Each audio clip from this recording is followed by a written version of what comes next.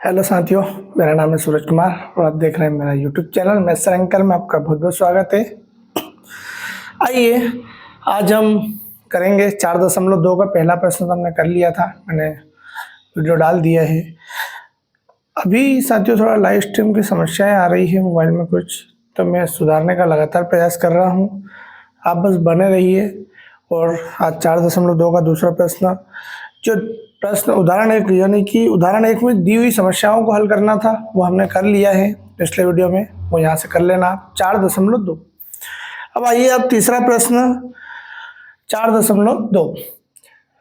दो ऐसी संख्याएं ज्ञात कीजिए जिनका योग 2700 और गुणनफल क्या हो 182। तो ऐसी संख्याएं क्या हो सकती है दो जिसका योग क्या हो 2700। मैं समझाता हूँ इसको, देखिए इधर यदि एक संख्या प्लस में दूसरी संख्या को जोड़ दूं तो योग कितना आ जाएगा 27 आना चाहिए। यदि मैंने एक संख्या 20 मान ली तो दूसरी कितनी हो जाएगी 7। यदि मैंने इसको 7 माना तो ये क्या हो जाएगी 20। यदि मैंने क्या करा 7 इसमें से घटा दिया 20 आ गया। यदि मेरी संख्या 100 होती तो मैं 27 माइनस 100 होती, ये वाली संख्या। आई बात समझ में? तो माना हम यहाँ लिखेंगे, माना पहली संख्या x है ना, हमने पहली संख्या को मान लिया है। तो दूसरी संख्या क्या हो जाएगी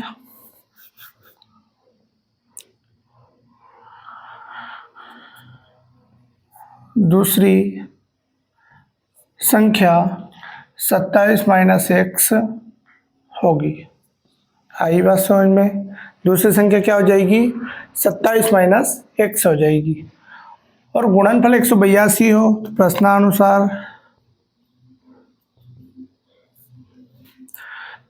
बोल रहा है गुणनफल यानी कि पहली संख्या 27 माइनस x बराबर कितना होगा 182।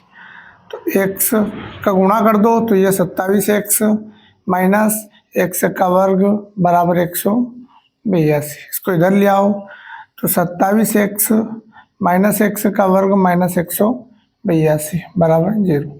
इस x वर्ग को आगे लिख दो तो x का वर्ग प्लस 27x माइनस 182 बराबर 0। अब आप एक काम करिए, यहाँ पर माइनस से मल्टीप्लाई कर दीजिए दोनों पक्षों में। तो समीकरण के दोनों पक्षों में माइनस से गुणा करने पर, माइनस से गुणा कर दो तो क्या हो जाएगा, मैं इसको थोड़ा सा हटा रहा हूँ, देखना इसको। चलिए गुणा करने पर गुणा कर देंगे हम, तो ये हो जाएगा x का वर्ग माइनस 27x प्लस 182 बराबर 0। चलिए अब गुणा करने पर 182 और जोड़ने पर 27 चाहिए, तो क्या हो सकता है ना। तो आप 182 के फैक्टर कर लीजिएगा। यहाँ पर 182 2 से, 2 नम 18, 2 एकम 2, 3 से नहीं जाएगा, चला जाएगा, 3 दूनी 6, 3 7 21, 3 नाम 27, फिर 3 से, 3 3 9, 3 से 1। कोई गड़बड़ हुआ क्या? हाँ, 3 दूनी 6, 3 3 9 नहीं जाएगा ना यहाँ से, सॉरी गड़बड़ हो गया ये। 7 से 2, 7 एकम 7, 7 या 21 पे 13 1। देखो इधर 7 दूनी 14 और 14 का गुणा करो 13 में तो क्या 182 हो रहा है, तो ये तो 82 तो हो ही गई सही। लेकिन 27 भी क्या होगा, जोड़ने पर हो रहा है। 7 दूनी 14 प्लस 13 कितना होता है 27। तो लिख दो यहाँ पर x square minus 14 plus 13x plus 182 बराबर 0। इस 27 की जगह क्या लिख रहे हैं हम 14 प्लस 13। आई बात समझ में? चलो x का वर्ग माइनस का गुणा कर दो और इधर से x का कर दो, तो 14x माइनस 13x यहाँ माइनस से गुणा होगा तो माइनस हो जाएगा, प्लस 82 बराबर 0। कॉमन निकाल लो यहाँ से और यहाँ से, तो 1 से कॉमन निकलेगा तो 1 से -14 बचेगा। यहाँ से -13 निकाल लो, अंदर माइनस आ जाएगा क्योंकि मुझे अंदर माइनस क्या चाहिए, अंदर क्या चाहिए, माइनस चाहिए। तो चलिए यहाँ क्या बचेगा, 1 से -14 बराबर 0। 1 से -14 कोष्टक बराबर आया है, आप कॉमन निकाल लो इसको, तो 1 से -14 इधर क्या बचेगा, 1 से -13 बराबर 0। 0 के बराबर रख सकते हैं, 1 से -14 बराबर 0। तो 1 से बराबर कितना आ जाएगा, ये 1 से -13 बराबर 0 रख दो, 1 से बराबर क्या आ जाएगा, 13 आ जाएगा। आई बात समझ में। तो चलिए हम इसका उत्तर लिखेंगे। अब यहाँ पर दो कंडीशन बन रही है, आप देखेंगे एक से उत्तर जो हमारा है 14 और एक है 13। तो कहने का मतलब संख्याओं का योग कितना है, 27। यदि पहली संख्या 14 होती, ध्यान से देखिएगा, पहली संख्या यदि 14 होती तो दूसरी क्या होती, इसमें से घटा दो, कितना आ जाएगा, 13। तो दूसरी संख्या क्या होगी, 13। यदि पहली संख्या 13 होती तो दूसरी संख्या क्या होगी, 14। कोई फर्क नहीं पड़ता, दो आंसर हो सकते हैं। ठीक है, कंडीशन सेटिस्फाई हो रही है यहाँ पर। तो देखो, यदि पहली संख्या x बराबर कितना होगा, 14, तब दूसरी संख्या कितनी हो जाएगी, 13 हो जाएगी। आई बात समझ में, चाहो तो ऐसा कर सकते हो, 27 - x लिख दो इसको, 27 - x बराबर, तो ये कितना हो जाएगी, 13।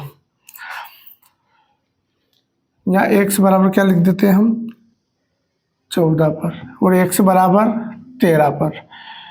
यदि पहली संख्या x बराबर 13, तब दूसरी संख्या, कुछ कट तो नहीं रहा है, मैं थोड़ा सा देख लेता हूँ, हाँ नहीं कट रहा है, कोई दिक्कत नहीं। दूसरी संख्या क्या हो जाएगी, 27 - x बराबर में, तो कितना हो जाएगा, ये 14। यही आपके क्या है, आंसर है दोनों। तो आप इसको आराम से उतार लें। अगला करते हैं अपन।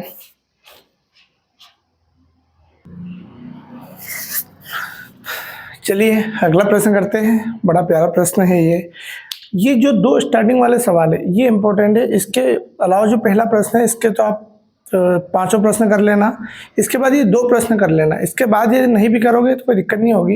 ये इंपॉर्टेंट प्रश्न है। मैं एक दिन आपको सारा ये PDF बना के क्वेश्चन की मैं सेंड कर दूँगा, कौन कौन से क्वेश्चन इंपॉर्टेंट है। तो आप यूट्यूब के साथ बने रहना बस, है ना, तो आपको इम्पोर्टेंट क्वेश्चन मिल जाएंगे। क्योंकि मेरा जो अनुभव रहा है वो ये कहता है कि जो क्वेश्चन ज़्यादातर परीक्षा एग्जाम में बन रहे, पहले उसको हम तैयार कर लें, ताकि कम से कम हम 70-80 मार्क्स तो लेके आ ही जाएँ एग्ज़ाम में। हालांकि जो पेपर होता है वो 75 मार्क्स का होता है 10वीं का, लेकिन जो 25 नंबर तो प्रैक्टिकल से मिल जाते हैं। लेकिन जो इधर हमें 75 मार्क्स लाना है, तो कम से कम उसमें 50 नंबर के ऐसे क्वेश्चन बन जाए ताकि हम कर ही सकते हैं। बाकी 20 नंबर के लिए आपको एक्स्ट्रा एफर्ट करना पड़ेगा, इसके लिए एक्स्ट्रा पढ़ना पड़ेगा। मैं तो प्रॉपरली पूरा पढ़ा रहा हूँ, कोई दिक्कत है नहीं। तो आप बस बने रहिए और पढ़िए शांति से। जो क्वेश्चन कठिन लग रहा है कि सर ये हमसे नहीं हो पाएगा, तो मत करिए उसको। हमें उन क्वेश्चनों को करके बाकी क्वेश्चनों को दिमाग से नेगलेक्ट नहीं करना है ना, उनको भी ध्यान से पढ़ना है। तो चलो देखिए अगला प्रश्न। दो क्रमागत धनात्मक पूर्णांक ज्ञात कीजिए जिनके वर्गों का योग क्या हो, 365 हो। अब धनात्मक पूर्णांक मैंने आपको बताया था कि पूर्णांक संख्याएं 0, 1, 2, 3, -1, -2, -3। तो यह 0 से लगाकर ये धनात्मक पूर्णांक है। ये क्या है, धनात्मक पूर्णांक संख्याएं हैं। अब ये जो धनात्मक पूर्णांक संख्याएं हैं, ये 0 से इधर 1, 2, 3 इधर चलती हैं, है ना। तो बोल रहा है कि दो क्रमागत धनात्मक पूर्णांक ज्ञात कीजिए। क्रमागत यानी पहला पूर्णांक यदि 1 होता तो दूसरा 2 होता, यदि पहला 2 होता तो दूसरा क्या होता, 3 होता, यदि पहला 3 होता तो अगला क्या होता, 4 होता, यदि पहला 100 होता तो अगला क्या होता, x + 1। हम एक ही तो जोड़ रहे हैं इसमें, 1 से 2, 2 से 3, 3 से 4 और x से x प्लस 1। आई बात समझ में भाई? इसको है ना समझना है थोड़ा सा। चलो देखिए, पहला पूर्णांक आप क्या मान लो कि माना क्रमागत, दो क्रमागत धनात्मक पूर्णांक 1 और x प्लस 1 है। चलो आइए हम लिखेंगे, माना दो क्रमागत धनात्मक पूर्णांक क्रमशः x व x प्लस 1 है। आई बात समझ में? अब क्या बोल रहा है कि जिनके वर्गों का योग क्या हो 365 हो, तो हम यहाँ लिखेंगे प्रश्नानुसार, प्रश्नानुसार जिनके वर्गों का योग, यानी इसका वर्ग और x प्लस 1 का वर्ग और इनके वर्गों का योग कितना हो 365, ऐसा उसने बोला है। जिनके वर्गों का योग 365। चलिए तो x का वर्ग यहाँ लगा दो सूत्र, कौन सा सूत्र लगेगा? a प्लस बी का होल स्क्वायर, आइडेंटिटी याद कर लेना। तो x का वर्ग प्लस y का वर्ग यानी 1 का वर्ग प्लस 2 गुणित 2a इंटू बी, इसको गुणा में लिख दो और बराबर क्या हो जाएगा, इंटू में लिख दो अभी, या इंटू लिख दिया ताकि आपको पता पड़े कि हमने यहाँ सूत्र लगाया है 365। तो 2x का वर्ग हो जाएगा ये, प्लस 1 का वर्ग 1 प्लस ये क्या हो जाएगा 2x माइनस 365 बराबर 0। इसको उधर उठा लाओ, तो ये हो जाएगा 2x का वर्ग प्लस 2x को आगे लिख दो, ये एक यानी कि इसमें से घटा दो 365 तो माइनस का 364 बराबर 0। अब ध्यान से आप कुछ देख पा रहे होंगे यहाँ पर, ये मैं इसको हटा रहा हूँ। इसको देखिए, क्या यह 2 कॉमन निकल रहा है क्या? है ना, निकाल लेंगे हम, थोड़ी सी इक्वेशन आसान हो जाएगी। तो 2 कॉमन निकाल लो, X square plus X minus, यहाँ पर 2 का भाग लगा दो, 2 एकम 2, 2 अट्ठी 16 और 2 दूनी 4 बराबर 0। इस 2 का भाग लगा दो तो क्या हो जाएगा, एक्स का वर्ग प्लस एक्स माइनस 182 बराबर 0। ये तो हमारा पुराना सवाल बन गया 182 वाला, है ना। गुणा करने पर और घटाने पर आपको 1 चाहिए, तो वहाँ पर 14 प्लस 13 किया था, अब 14 माइनस क्या कर दो 13, एक्स वर्ग प्लस 14 माइनस 13 माइनस 100, सॉरी यहाँ पर एक्स लिखना है, माइनस 182 बराबर 0। घटाने पर 1 प्राप्त होगा। आई बस चिन्ह परिवर्तन हो गया है यहाँ पर। तो एक्स का वर्ग एक्स का मल्टीप्लाई कर दो तो 14x माइनस 13x माइनस 182 बराबर 0। चलिए हम यहाँ से कॉमन निकालेंगे, यहाँ से कॉमन निकाल लो, यहाँ से कॉमन निकाल लो, है ना। तो हम देखो यहाँ से कॉमन निकालेंगे तो क्या बचेगा x, तो अंदर क्या बचेगा साथियों x प्लस ये 14x है, तो 14x में x कॉमन निकाल लिया, बचा कितना 14, है ना। चलिए यहाँ से क्या निकालेंगे, देखो दोनों जगह माइनस है, हमें दोनों संख्या प्लस की चाहिए, अंदर ब्रैकेट सेम होना चाहिए तभी आपका आंसर क्या रहेगा, सही रहेगा। चलिए हम यहाँ से माइनस निकाल लेते हैं, साथ में 13 भी निकाल लेते हैं क्योंकि यहाँ पर 1 से 13 निकालना पड़ेगा यहाँ से, ठीक है। ये क्या बचेगा x माइनस, यहाँ देखिए यहाँ 182 है, 13 का भाग लगा दो, 13 एकम 13, कितना बचा 5, 52 हो गया, 13 चौक 52 बराबर 0। चलो ब्रैकेट से सॉरी यहाँ पर प्लस आएगा क्योंकि माइनस कॉमन निकाल लिया है। तो हम अब ब्रैकेट को क्या निकालेंगे, कॉमन निकालेंगे, x प्लस 14, इधर क्या बचेगा x माइनस 13 बराबर 0। हम दोनों को कोष्टकों को किसके बराबर रख देंगे, 0 के, है ना। तो x प्लस 14 बराबर 0 और x माइनस 13 बराबर 0। तो x बराबर क्या हो जाएगा माइनस का 14 और x बराबर क्या हो जाएगा प्लस का, उधर भेजेंगे प्लस का हो जाएगा, यह असत्य कथन हो जाएगा, ठीक है। हम इसको दिख रहा है कि दिख रहा है, दिख रहा है, हम इसको लिख देंगे असत्य कथन, और क्या लिखेंगे साथ में, धनात्मक पूर्णांक की बात हो रही है ना। तो हम यहाँ लिख देंगे धनात्मक पूर्णांक नहीं है। ठीक है, ये धनात्मक पूर्णांक नहीं है, तो हमारा उत्तर क्या हो जाएगा? उत्तर x बराबर 13, तो पहली संख्या 13 और दूसरी संख्या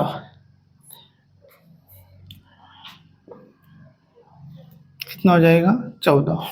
ठीक है, ऐसे उत्तर ऐसे भी लिख सकते हो कि दो क्रमागत धनात्मक पूर्णांक 13 और 14 होंगे, ऐसे भी लिख सकते हो। पहली संख्या ऐसा मत लिखो, ऐसा लिखो, दो धनात्मक पूर्णांक क्रमशः 13 व 14 है। ठीक है, ये थोड़ा ज़्यादा अच्छा लगेगा उत्तर। ठीक है, उतार लो, स्क्रीनशॉट ले लो, फिर करते हैं अगला।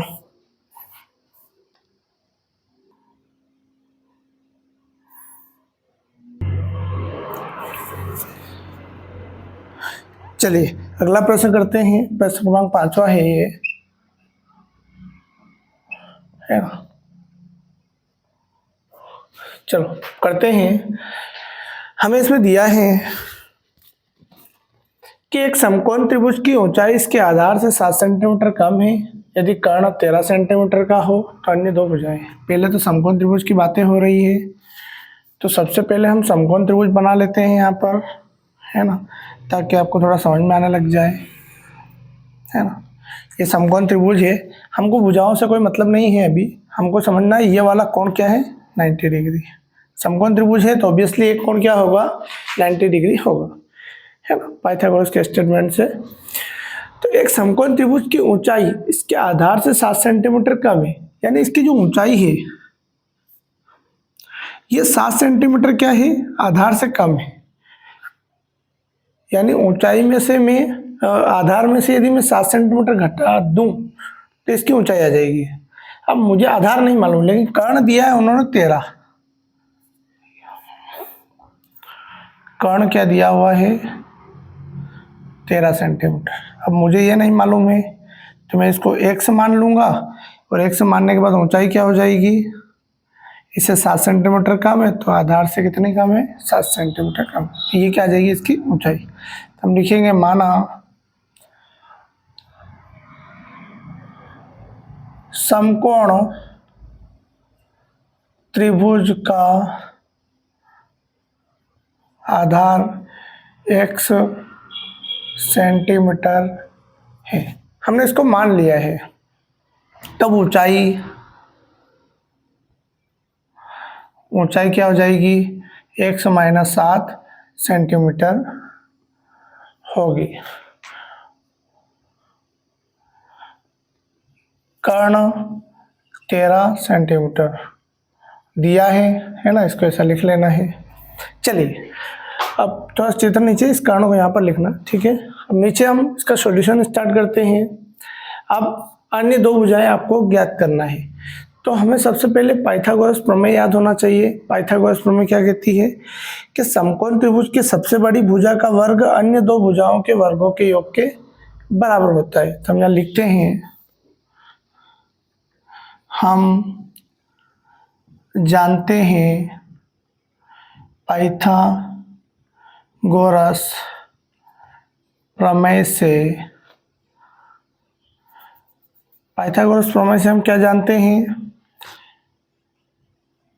लंब का वर्ग प्लस आधार का वर्ग बराबर क्या होता है, कर्ण का वर्ग। आप इधर भी लिख सकते हो बराबर के इधर, मैंने इसलिए लिख दिया क्योंकि संख्या इधर लिखेंगे तो हम इधर ले आएंगे बराबर के इधर, थोड़ा सा गड़बड़ नहीं होगा। लंब का वर्ग, लंब कितना है, ऊंचाई ही इसका क्या होगा, लंब होगा। ये अब ऊंचाई है, इसको लंब कहते हैं अपन।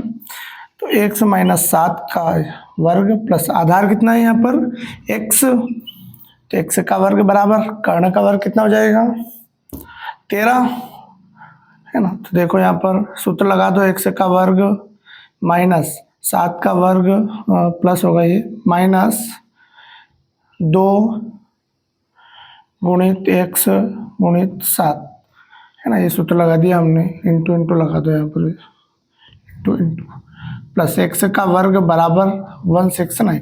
13 का स्क्वायर कितना होता है 169। तो एक्स का वर्ग 2x का वर्ग प्लस 7 का वर्ग 49 माइनस 2 7 14 एक्स, इसको इधर ले आओ माइनस का 100 तो बराबर 0। तो 2x का वर्ग माइनस 14x, ये घटा दो इसमें से कितना बचेगा माइनस 1 2 0 बराबर 0। आई बात समझ में। अब हम इसको आगे हल करेंगे क्योंकि हमें तो भुजाएं ज्ञात करना है। एक सेकेंड, चलिए भुजाएं ज्ञात कर लेते हैं। तो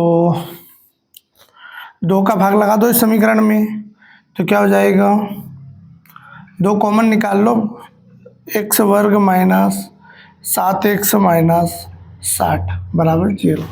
तो एक्स वर्ग माइनस 7x माइनस 60 बराबर 0। ये 2 का इधर भाग लगा दें, 0 हो जाना है। ठीक है, 2 बटे में पहुँचाओ तो क्या हो जाएगा 0, जिसे यहाँ पर 2 पहुँचाए तो ये 0 हो जाना है। ठीक है, चलो अब गुणा करने पर 60 चाहिए, घटाने पर 7 चाहिए, है ना। तो 12 पंजे 60 है ना, और 12 में से 7 घटाएंगे तो 7 बचेगा। एक्स वर्ग माइनस 12 माइनस 5 एक्स माइनस 60 बराबर 0। तो एक्स वर्ग माइनस 12x माइनस का मल्टीप्लाई करो तो प्लस 5x माइनस 60 बराबर 0। बहुत आसान प्रश्न है ये, ज़्यादा कुछ आपको टेंशन नहीं लेना है इसमें।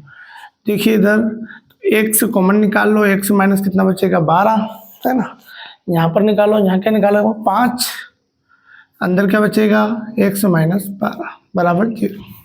ठीक है, चलिए एक्स माइनस 12 को कॉमन निकाल लो, एक्स माइनस 12, अंदर क्या बचेगा एक्स प्लस 5, चलिए बराबर 0। तो x माइनस 12 बराबर 0 और x प्लस 5 बराबर 0।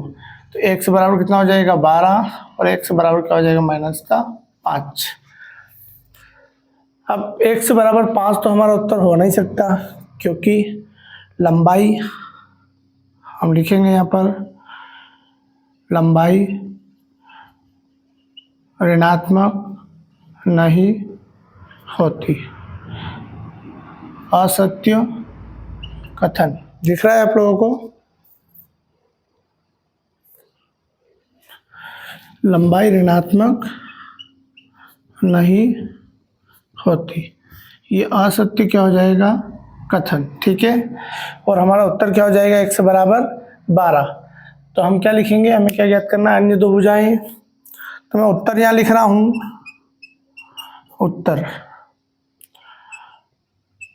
आधार बराबर x बराबर कितना हो जाएगा 12 सेंटीमीटर लंब, और कोष्टक में इसको लिख दो ऊंचाई, है ना, बराबर।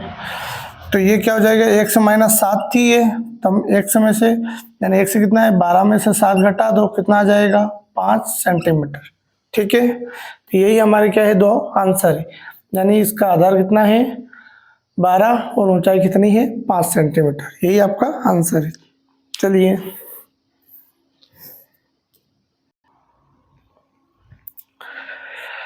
ठीक है साथियों, तो आज के लिए बहुत है।